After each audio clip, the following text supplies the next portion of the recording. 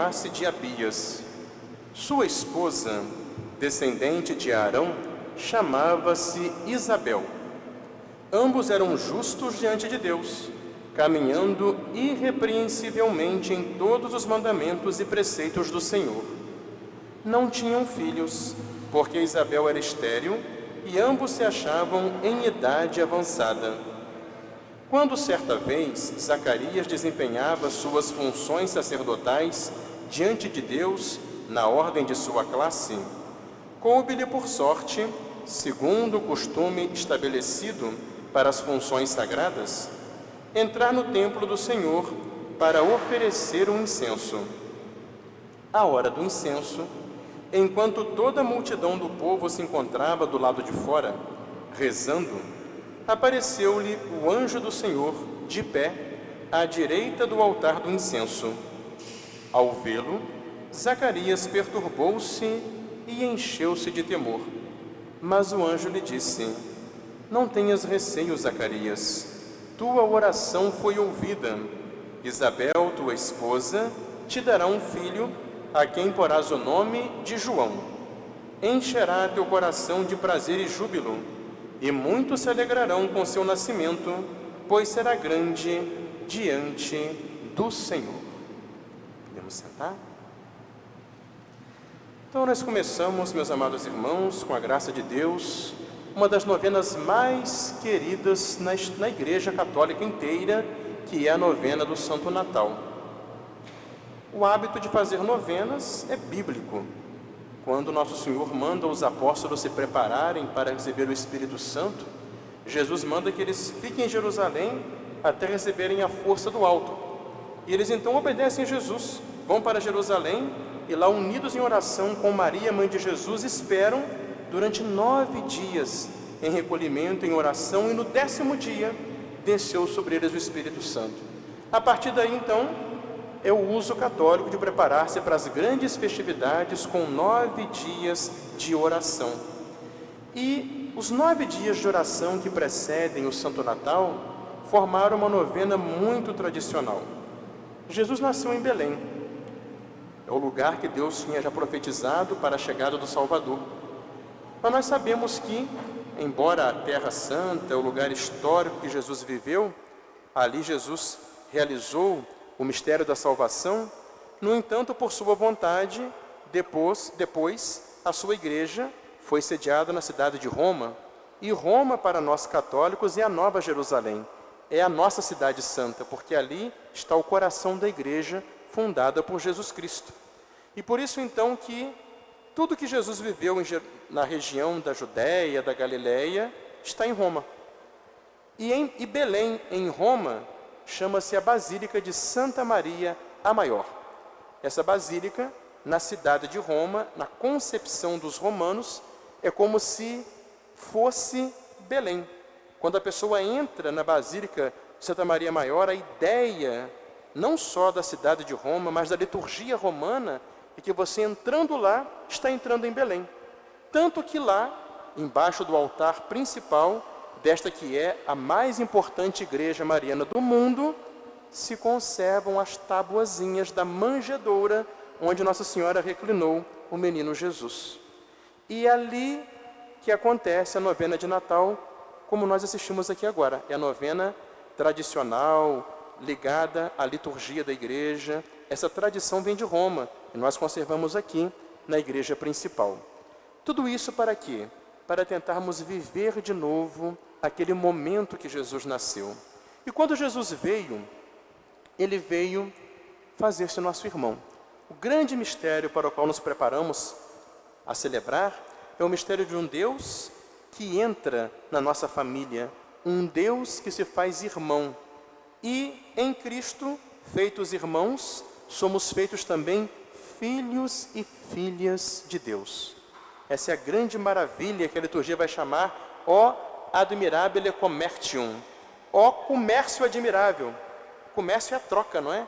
Deus se fez homem para que o homem fosse elevado à dignidade divina de filho de Deus. Mas para que ele pudesse fazer isso, fazer-se nosso irmão, entrar na nossa família, ele precisava de uma família que o introduzisse nesse mundo. E assim Nossa Senhora foi escolhida para gerá-lo.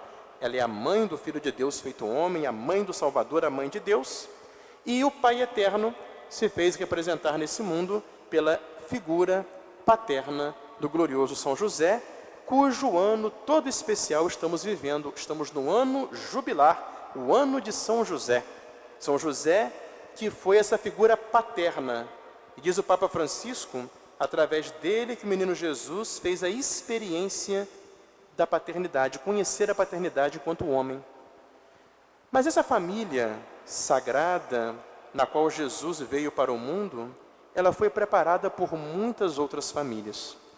Desde que Deus separou para si um povo, muitos justos, pessoas de fé, acreditando nas promessas divinas, esperaram a chegada do Salvador. E entre esses justos havia muitas famílias santas, fervorosas, tementes a Deus. E uma família que está como que na passagem do Antigo para o Novo Testamento, que nós ouvimos falar dela agora nesta leitura bíblica, com a qual São Lucas começa o seu evangelho, é a família de Zacarias e Isabel. E diz a Escritura, eles eram justos, irrepreensíveis na presença do Senhor, cumprindo todos os mandamentos e preceitos do Senhor. Era uma família, portanto, fiel a Deus, que vivia a grande esperança de Israel, a esperança de serem libertados pelo Salvador prometido por Deus. E para se prepararem a acolher esse Salvador, eles procuravam ser irrepreensíveis, procuravam viver na presença de Deus, vivendo conforme a vontade expressa nos mandamentos e preceitos do Senhor.